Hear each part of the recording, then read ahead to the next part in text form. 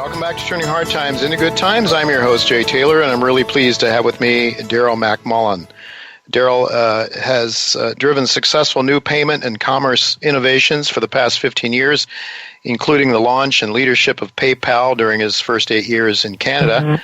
And he has worked closely with both as an advisor and investor, entrepreneur, with entrepreneurs, developers, and industry partners to accelerate the growth of new fintech payments and commerce experiences. And indeed, that's what he's involved with to a great extent with GoldMoney. Darrell, we're really pleased to have you with us again. Thanks for joining us today. Jay, great to talk to you again. Hope you're doing well.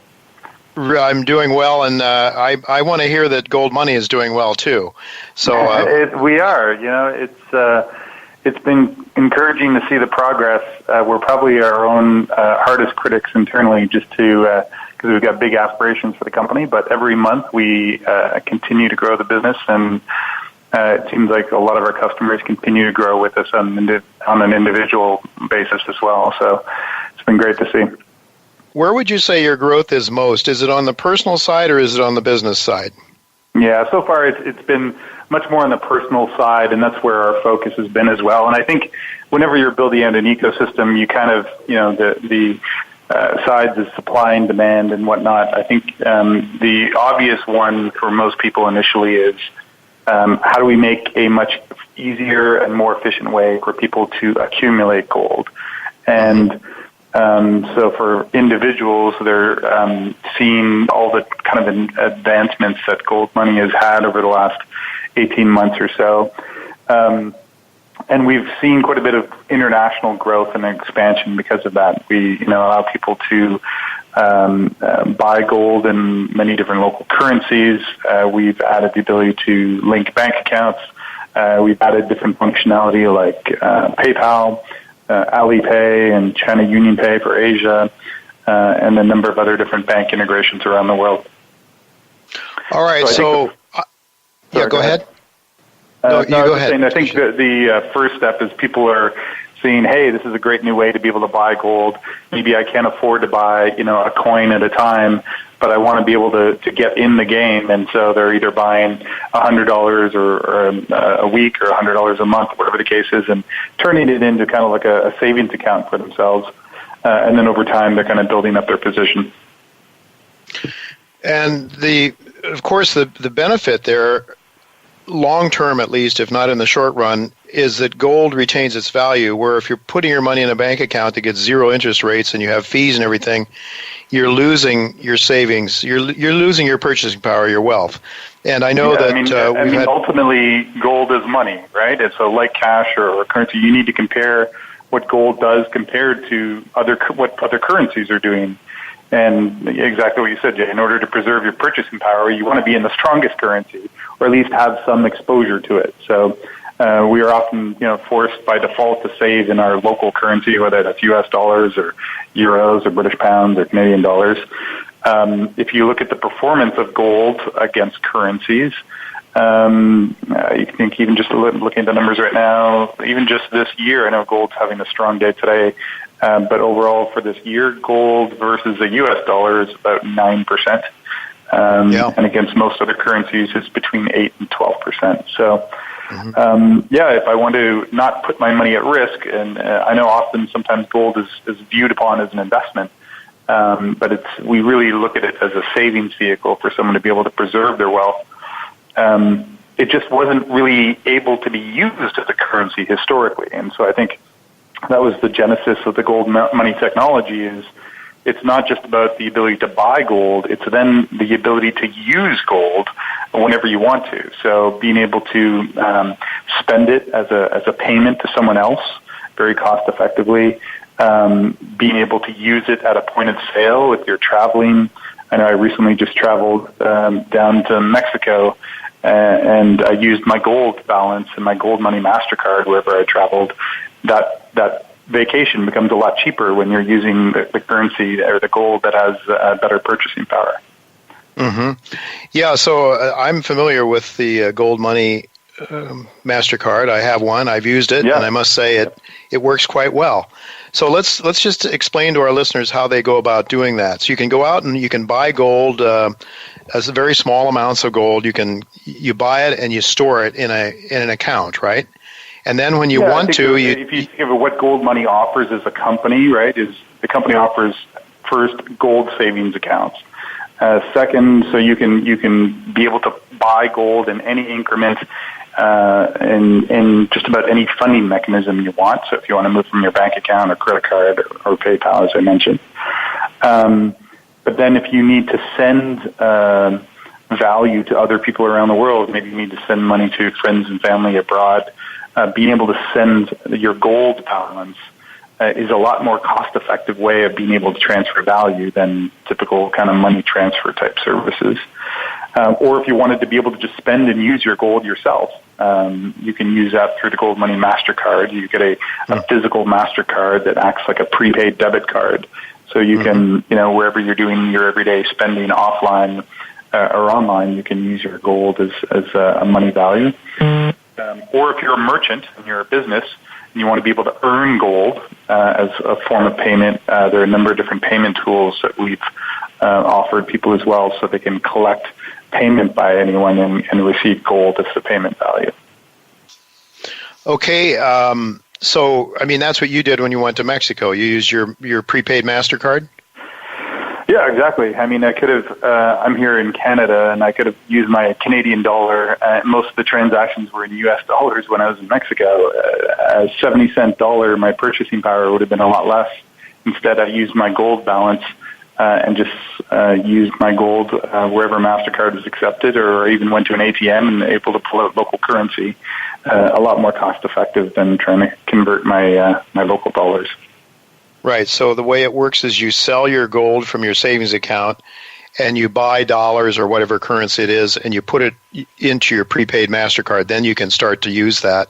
You lock in the price of gold that you get paid for at that point. Now you switched your gold back into currencies, and ultimately you're spending your currencies after you put it into MasterCard. Ultimately what you're doing for any individual is you're giving them a choice now. Every time I have a transaction, do I want to use my local currency? Does that have a better purchasing power, or do I want to use my gold? For many people, I think that's what they like. It's not about shifting everything one versus the other, but it's the fact that now you have this choice. I mean, gold has never lost the fundamentals from its value standpoint, but it just was inoperable in how we transact over the last 20, 30 years type of thing. It's not like you could easily liquidate your gold historically, but now through now you can. The wonders of our digital technology, you're able to kind of use it like a modern-day currency. Right. Well, that takes care of that's sort of the personal side of things. One of my listeners wrote, and he wanted to make sure that you were back on the show. He says, I have a request for you to have Darrell MacMullin back on the show. He said he was on last November. I think that's when we had you on last. And he says there is still plenty of mistrust amongst my colleagues regarding the process of saving money, using this process of saving money. Now, he wasn't specific about that, but I guess one of the things people wonder, how do we know the gold is safe? How do we know it's there? And another question a lot of people have is, how can I be sure that I'm reporting my gains or losses properly for the IRS or Revenue Canada or whoever you're subject to? Both great questions, and of course, a lot of people want to make sure that the gold is actually there. So one of the things, we heard that loud and clear, and one of the things that we added on the website, if you go to goldmoney.com, right on the homepage, there is a real-time ledger and a real-time audit of every transaction and every balance that exists on the GoldMoney network. And in fact, I don't know any other financial institution that publishes this way at all. So there's something called a real-time audit right on the homepage. You can see in real time every transaction that happens on the site. People are actually transacting, and any transaction that settles and has a physical piece of metal allocated to it is stamped on this ledger. So you're able to view exactly every vault location, the number of transactions that are happening, the most recent transactions that are happening. When you are buying gold on the platform, you have the choice as an individual on where you want to have your gold stored. So we have 7 Brinks vault locations. We have Toronto, New York, Hong Kong, Singapore, London, Dubai, and Zurich. And we also turned on the Royal Canadian Mint as a partner late last year. It was, I think, after we talked last in Ottawa. And so that's another vault location. And we're starting to work with a number of other different mints and other vaulting operators around the world, so people have choices on where they actually want to have their gold stored. But every transaction that happens on the platform is backed by a 4.9 LBMA COMEX standard physical piece of metal and a serialized bar of gold. Everything is audited, of course, by KPMG, and everything is insured by the vaulting location as well. Mm-hmm. Let's talk about fees, Darrell. What do you charge if I want to go out and buy some gold? What sort of a fee am I going to pay for that, and what am I going to pay for storage? I believe there's no storage cost up to a certain limit. Is that right? Yeah, it's a great question. So But before we go on to that, I think there was another question you had there. One was about how can I know the gold is there, so we have the real. Oh yeah, the other one was how do I keep track of the accounting? Because I know that I've talked to my accountant about using this, because we could have my subscribers, for example, could pay me in gold, and if they had a gold account. But my accountant is very concerned about the accounting aspects, the complexity of accounting, and also reporting to the IRS, and that was the issue. And that we've kind of taken care of all of that for you. So every month we do produce automatic statements for you on your account.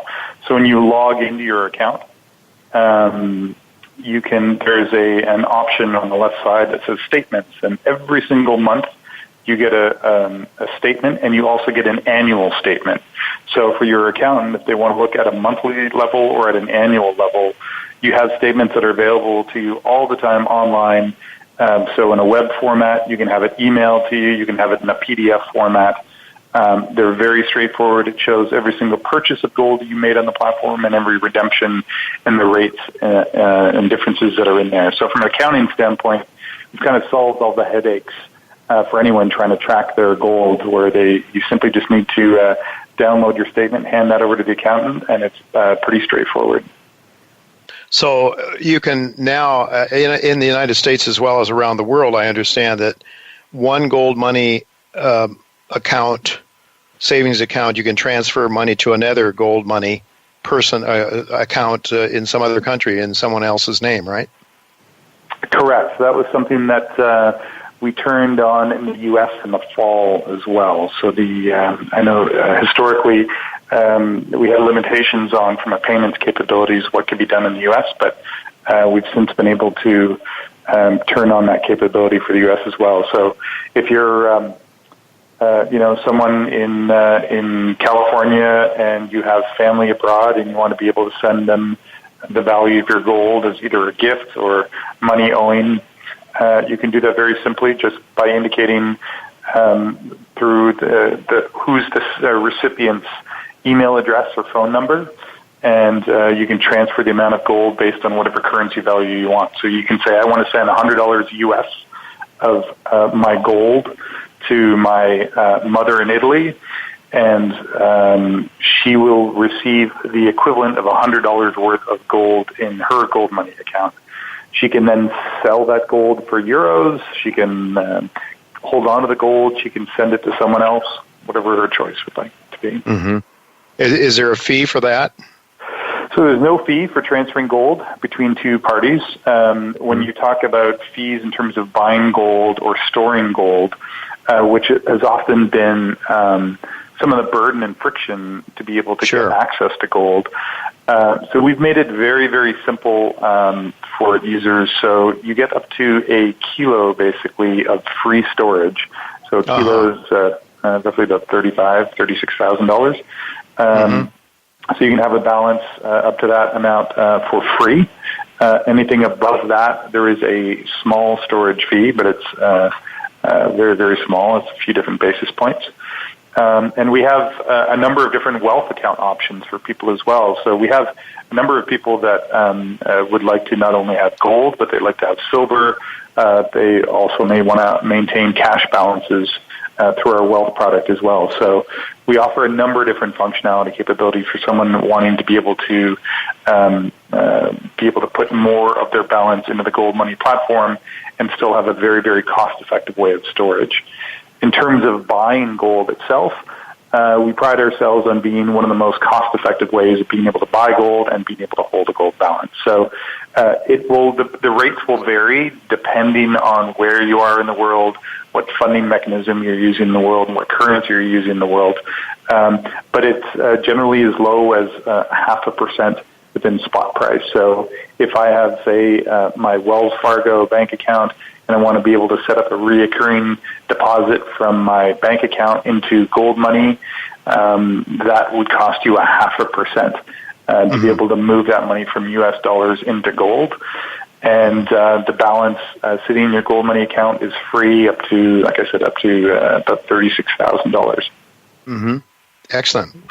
Well, that's really great. I think we're just about out of time here. You mentioned the GoldMoney or the wealth accounts. That's really what James Turk's company is all about yet still, isn't it? And they do provide a lot of information there.